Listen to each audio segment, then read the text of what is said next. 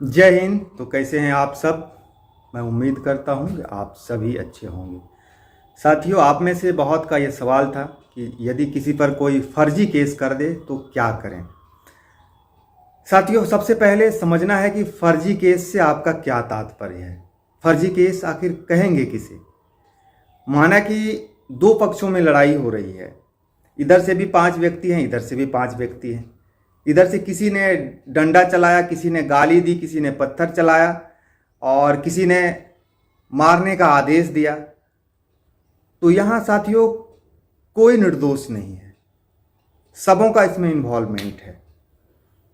दूसरे तरफ से यदि आप घटनास्थल पर नहीं भी हैं, आप बहुत दूर में हैं और यह देखा जाता है कि आप वहां से षड्यंत्र कर रहे हैं कि फलाने जगह जाके ये वाला अपराध कर दो, ऐसा करो, वैसा करो, मारो, चोरी कर लो या कुछ भी, तो साथियों आप घटनास्थल पर नहीं हैं, प्लेस ऑफ ऑकरेंस पर नहीं है, तब भी आप दोषी माने जा सकते हैं कंस्पिरेसी का, षड्यंत्र का। और इस आधार पर आपके विरुद्ध 120 का चार्ज बनता है।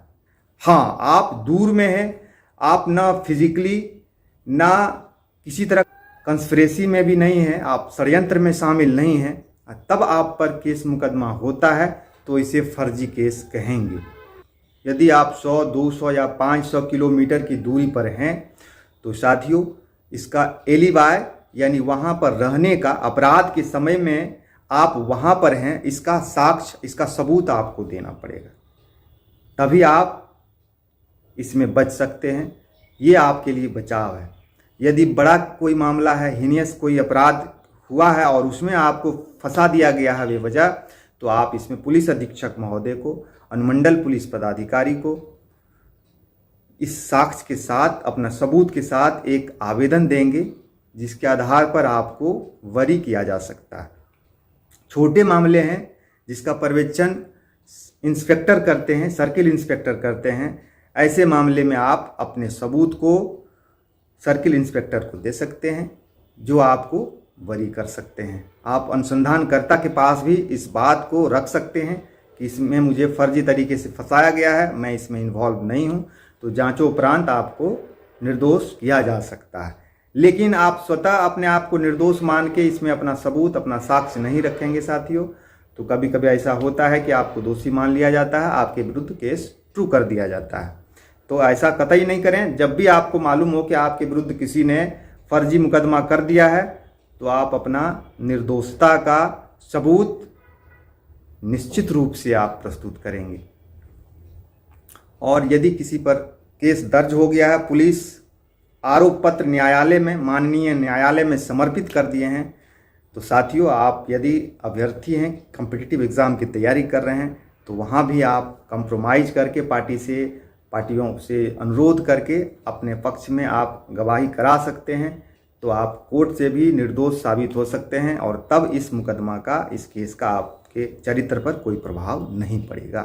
यदि न्यायालय आपको निर्दोष कर देता है या साक्ष्य के अभाव में भी आपको वरी कर देता है तो, और अगर पुलिस के पास अभी मामला आपके विरुद्ध अनुसंधान अंतर्गत है, तब आप यहीं पर लग के आप अपने विरुद्ध लगे आरोप को खत्म करा सकते हैं यदि आप निर्दोष हैं तो।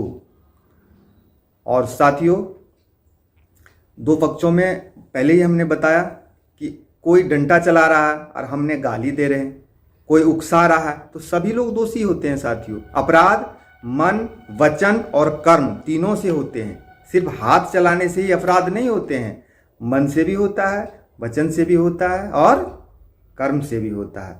मनसा वाचा कर्मणा, इस तीनों जगह पर साथियों आपको शुद्ध रहना पड़ेगा, सही रहना पड़ेगा, नहीं तो आपसे अपराध हो ही जाएगा।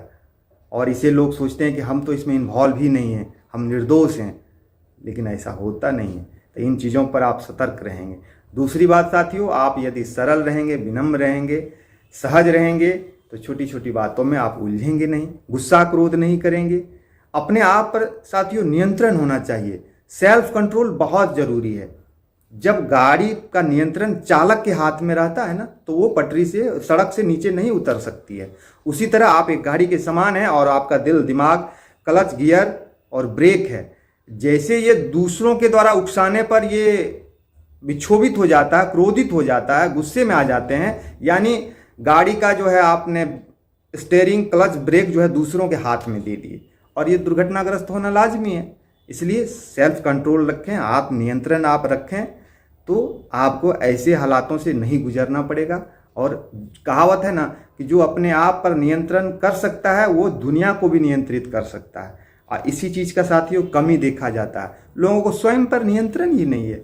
आपको मालूम है कि नशा करना गलत है, फिर भी आप नशा कर रहे हैं। आपको मालूम है कि ओवर स्पीड रेसिंग ड्राइव करेंगे तो वाहन दुर्घटना हो सकती है, फिर भी आप रेसिंग ड्राइव कर रहे हैं। आपको जानते हैं कि गुस्सा, क्रोध, ईर्ष्या करना गलत बात है, फिर भी आप गुस्सा कर रहे हैं दूसरों की बातों से, दूसरों के द्वारा सुन के कुछ आप विक्षोभित हो रहे हैं, क्रोधित हो रहे हैं। तो ये चीज़ को रोकना है, आपको गुस्सा क्रोध नहीं करना है, ईर्ष्या द्वेष से भी बचिए और विक्षोभित मत होइए। तो इन सब चीज़ों पर आप ध्यान रखेंगे तो आप पर फर्जी मुकदमा होने का भी चांसेस कम रहेंगे। और यदि इस तरह का केस मुकदमा हो भी जाता है तो आप इन तरीकों से आप उसे समाधान कर सकते हैं। तो यह जानकारी आपको कैसी लगी? यदि आपको अच्छा लगा हो तो इसे आप लाइक कर देंगे और अपने साथियों के बीच में इसे शेयर भी कर देंगे साथियों। और यदि पहली बार हमारे चैनल पर आए हैं तो कृपया सब्सक्राइब कर लेंगे। मिलते हैं फिर अगले वीडियो में, तब तक अपना एवं अपनों का ख्याल रखें, अपने लक्ष्य को ध्यान में रखते हुए खूब पढ़ाई करें, मेहनत करते रहें। जय हिंद, नमस्कार।